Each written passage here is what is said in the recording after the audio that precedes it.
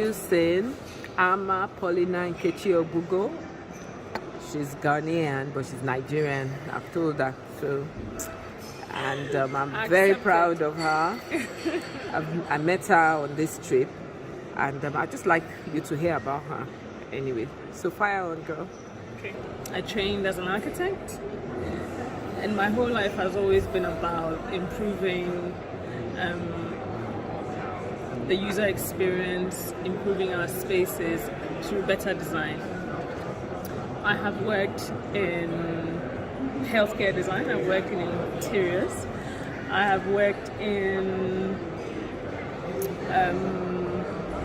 general art and graphics, I've worked in landscape design. I'm currently here at Floor Mat because of my landscape design practice, which is based in Accra, Ghana. We work on diverse projects for private homeowners, for government institutions. We're currently working on an 870-acre resort somewhere in the middle of the country. We're doing private homes as well. Landscape design has always been considered a beautification of space. There are several parts to this. Similarly with architecture, there's the science and then there's the art of it. With landscape, the diversity of the elements which you play with to create space, to create experiences, it's fantastic, and that's why I love it. I'm here at Floor Mat because I want to see the latest trends in design. I'm interested in eco-friendly or permeable paving systems which will enable us to have better drainage in our urban design sphere, which will also improve the temperature of our cities. I'm here because I also want to see about unique plants and accessories that can create better spaces, and I'm seeing so much here. It's fantastic.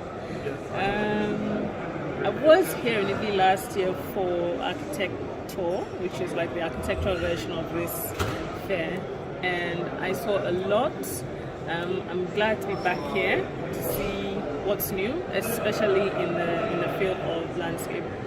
There are some really great companies here, which I hope to be able to maintain relationships with when I go back to Accra, and then possibly also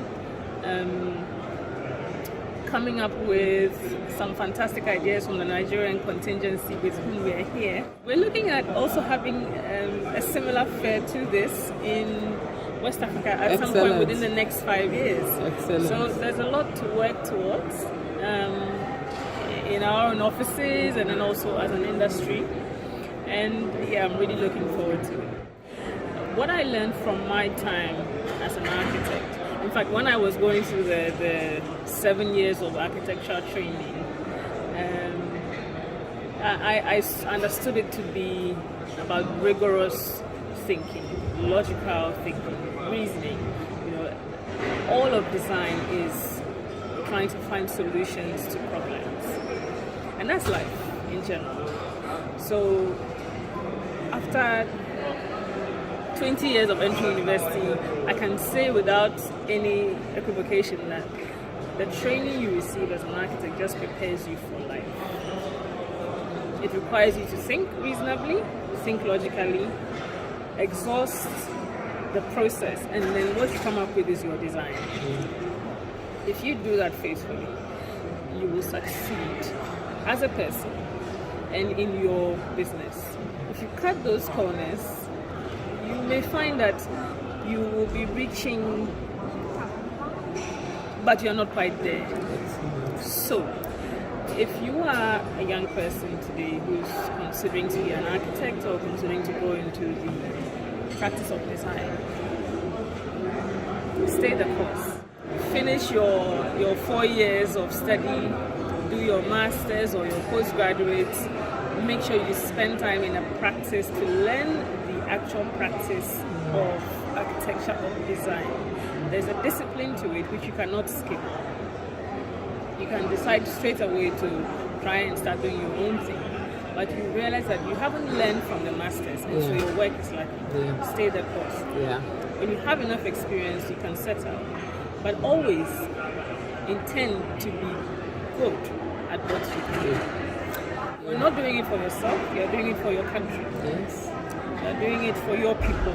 So always remember that and be the best. The intention was always to study, to improve my knowledge base, to understand how things are done in the West or in the Western world, and then to see how I could translate that back into our industry, into our country.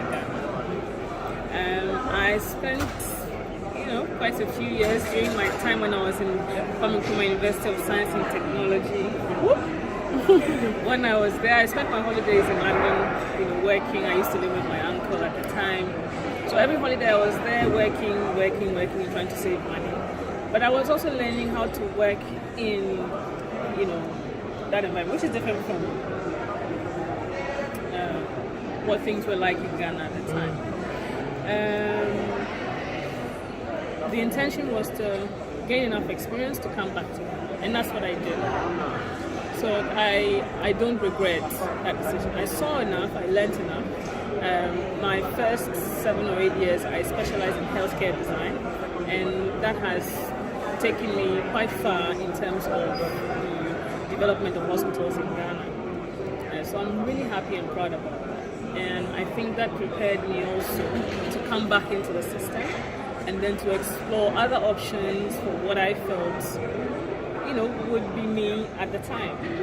And I've been happy to be able to work in healthcare. I've done private residences, and now I'm doing landscape. And while Ghana and Africa as a whole has ways to go in terms of standardization, in terms of improved labor conditions, in terms of improved pay, in terms of transport to work, in terms of job security, all these things will come with time.